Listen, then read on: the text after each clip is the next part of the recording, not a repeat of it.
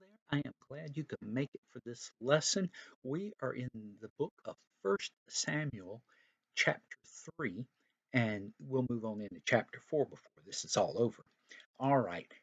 If you remember the last lesson, or if you were able to hear about this otherwise, you know that Samuel was born to Elkanah and Hannah, and Hannah had promised to give Samuel back to God if she were able to have a son, and God gave her a son. She fulfilled her promise and took Samuel when he was about 3 years old to the tabernacle, which was the tent of meeting for Israel, and placed him in the care of Eli, the high priest. All right, now one of the things you have to know that Eli seemed to be kind of okay. But his sons were rotten guys. They were not following God's rules. In fact, they were doing things that were very much against his rules. It wasn't just that they were not doing what they were supposed to do, they were doing things that they specifically were not supposed to do, and they didn't care. And they would threaten people who caused a fuss with it. And Samuel, though, was pretty good from what we can tell. And Eli seemed to work with him well. Now, the problem with Eli was twofold, and this comes out in particular when a prophet showed up.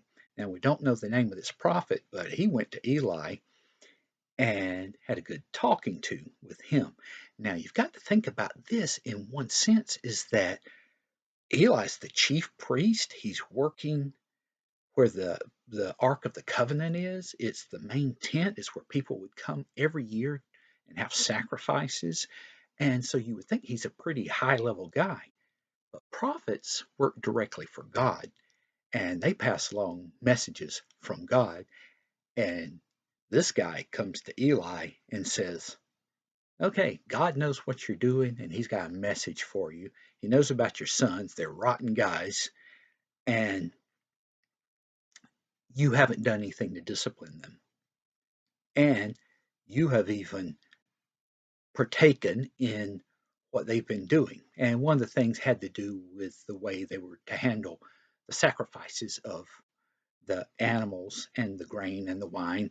And they were to get part of it, but something wasn't right here. The fact is, Eli had gained a whole lot of weight, and in his position, he should not have been gaining that much weight from it. So it seems like he was going and having more than his rightful share of things that were devoted to God. Well, in any event, the prophet says, now you know and you will find out for sure that what I have said to you is true because your sons are going to die on the same day. And so don't be surprised when this happens. Well, the prophet leaves. Of course, Eli is troubled by this, as you would expect. But there's something that the prophet had said right near the end that bothers him because he had added that, okay, from now on in your family line, none of the men are going to reach old age. Now, Eli is already pretty old at the time, but the idea is that anyone who follows Eli is not going to reach an old age, and that God is going to choose other priests to take care of things.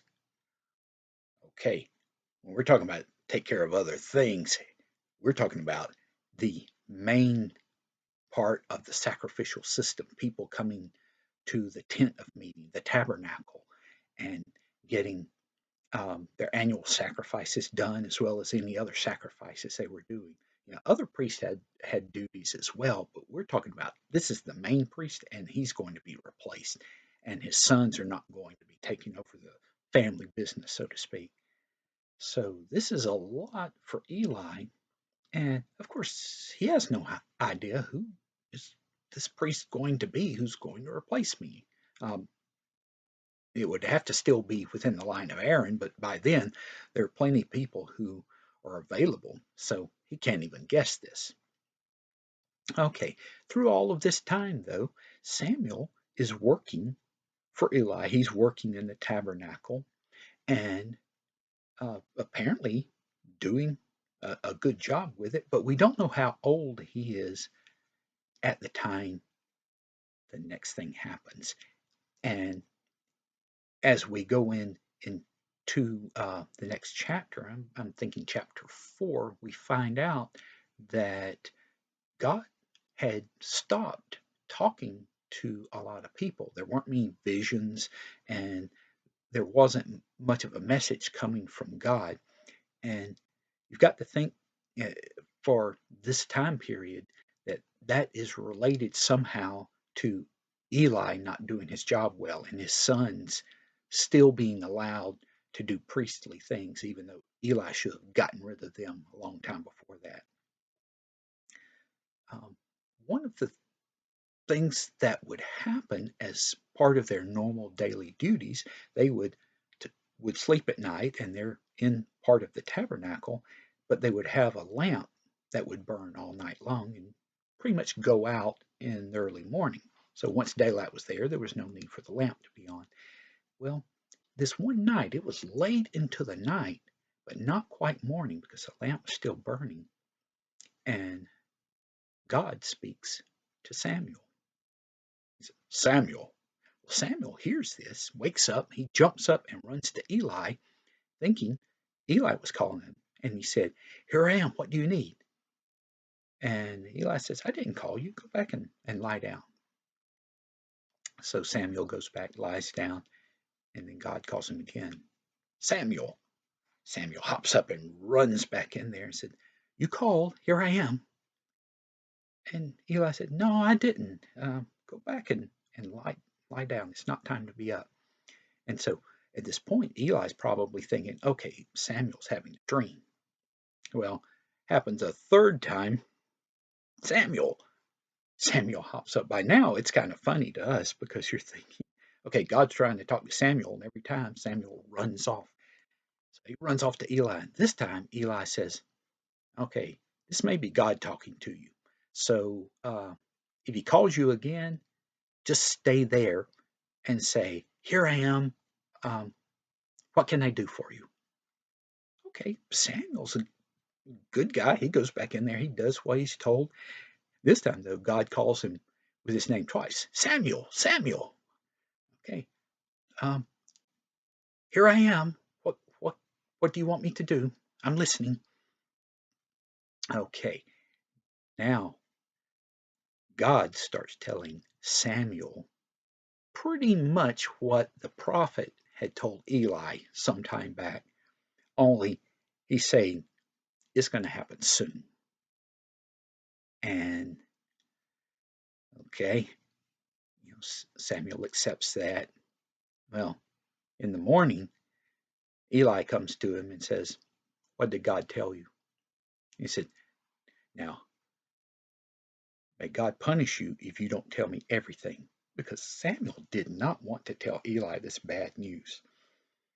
And Samuel, because of that, says, Okay. And he tells him everything, that all of these bad things that were said to happen is going to be soon. Well, Eli, to his credit, says, Well, God knows what he's doing, and what he says is good, and he accepts it. All right, so now we're thinking, okay, bad news, but we'll move on. But that's not it. God starts talking regularly to Samuel, and word starts getting around. Samuel is a prophet. Okay, he's right there working with Eli. And this is pretty exciting to people because remember, God had not been talking to many people at all, but now he's telling Samuel all of these things. Well, around this time, or after this has been happening a while, there's trouble between the Israelites and the Philistines. That never has gone away. The Israelites send out the army to fight the Philistines and get beaten in the battle. and lose a few thousand men. And after that, they go back and think, we should have the Ark of the Covenant with us, kind of like Moses had in some of those battles. And so let's take that. And well, I guess Moses didn't have the Ark of the Covenant, but he would hold up his staff. And other times they thought, okay, if we have the Ark of the Covenant, God's with us and we can't lose. So they go back, they get the Ark of the Covenant and they bring it out. And Eli is pretty old and blind by this time. So he doesn't go along, but his sons take out the Ark of the Covenant and they go back into battle. And this time the Israelites are pumped up and they're cheering, and the Philistines are scared because they hear this great roar and they're thinking, okay, we've got to fight for our lives. And the Philistines win the battle and they kill many thousands of Israelites and they capture the Ark of the Covenant. Well, Eli's sons are killed. One guy who's beaten up is able to run away and he gets back to where Eli is and he tells everything that happened. It's like they've defeated us. They killed thousands of us and they captured the Ark of the Covenant and your sons have been killed. And Eli just cannot take all of this shock and he falls over and hits his head and dies. And everything looks terrible because right now you've got Samuel who's been hearing from God, but he's still young. We don't know if he's an adult by now. It seems from the context that he is a young man, but he doesn't seem to be the one who's ready to lead Israel.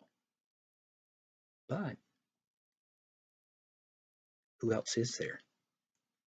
So this point, I've got to wrap up the story because some big things are going to happen after this, and there's no time to tell everything, and it needs to be told in full for you to get it. So think right now. Everything seems to be against Israel. The chief priest has died, his sons have died, the Ark of the Covenant has been captured, the army has suffered a terrible defeat with many thousands of Israelite soldiers killed. But there's still Samuel, and God is talking to Samuel. So there is hope. All right. Today's tie, I'm showing a vision of Samuel. Of course, he wasn't totally in the dark because the lamp was on, but I wanted to give you the idea of it. It's sort of like just eyes in the dark looking up when God's calling to him. And this one, of course, is from the fourth time because the other three times he ran out of the room too quickly. All right. I hope you will be back next time when we finally find out what happens with Samuel and the Ark of the Covenant. Hope to see you then.